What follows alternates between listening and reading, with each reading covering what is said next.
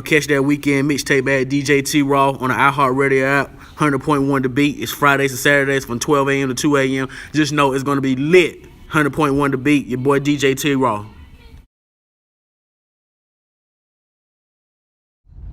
What's good, everyone? This your boy Hollywood Neil, as well as the world famous Hollywood Neil on YouTube. Subscribe that.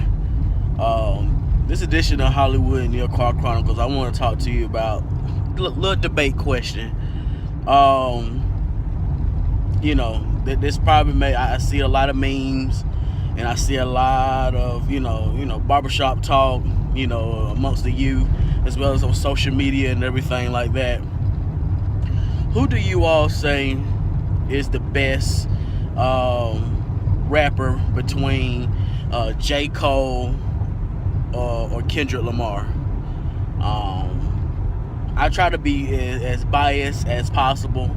I'm just want to give some thoughts and everything like that. I mean, with J. Cole, he's like that hidden gem that pokes out, and it's like he lives life. And the thing is, if he don't have nothing to talk about, then he's just gonna keep living life. He has to be like the type of person very inspired to once he does that, he pushes his music. And then now he does this thing where, how a lot of artists put 30, 40 people features on their album. He does it all by himself, has his own music, his own musicians. Everything is made from scratch now, so he's cutting from that old school cloth. As well as people don't know that J. Cole actually can make beats as well, and he actually does his own, he writes his own, all stuff together.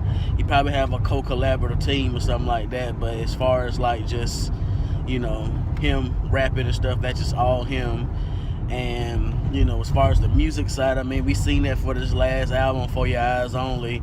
The process of him making music and just really being entrenched in the music and the art and the music, and just really just doing it. Even seeing the video, the visuals and everything, he took it back to the essence of the 90s, where it was just like your rhymes and the music and just go. It's like you walking around. You don't have to have a $90,000 car in the video with 17 chains and just women just bouncing. I mean, he made music for the everyday people that do everyday things. You know what I'm saying?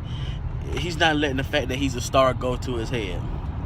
A lot of people have been like, yo, man, I got a check. I'm about to turn up. I'm about to make rich music and stuff like that. And it's like a lot of people can't relate to it.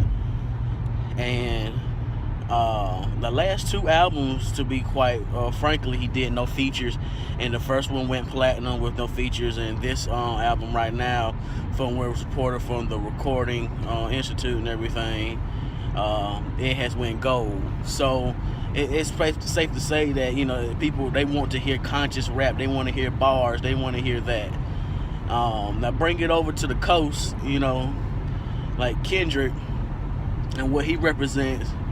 He's not just representing he representing the whole coast. I mean, from the way, the lingo, the everything that he rap about like the gang culture, decisions that he made, all types of stuff that's really influenced him, and that he's seen firsthand, from people getting killed to family members being on drugs, to it's just like he raps about his life. And then his rapping skills is like a mixture of corrupt slash corrupt slash Snoop slash all these types of artists, and he's just going at it. He's snapping on the beat. He does this thing where he can speed up his rap petition and everything, then slow it back down. It's just like an art with him. And then the fact that he has that ultimate cosign from huge people like The Game, Snoop Dogg, Dr. Dre. You know what I'm saying? He has the West on lock, and it's just like he let people know that his first album, Good Kid, Mad City, he could just rap about, like how rappers do, just snapping on beats, just going in. And then he switched it up, with his second album. And then he kind of took it to a lot of funk bass. And a lot of people say he was going to take an L with that, but he actually won Grammys off of that. And it was just before that, he wanted to be different.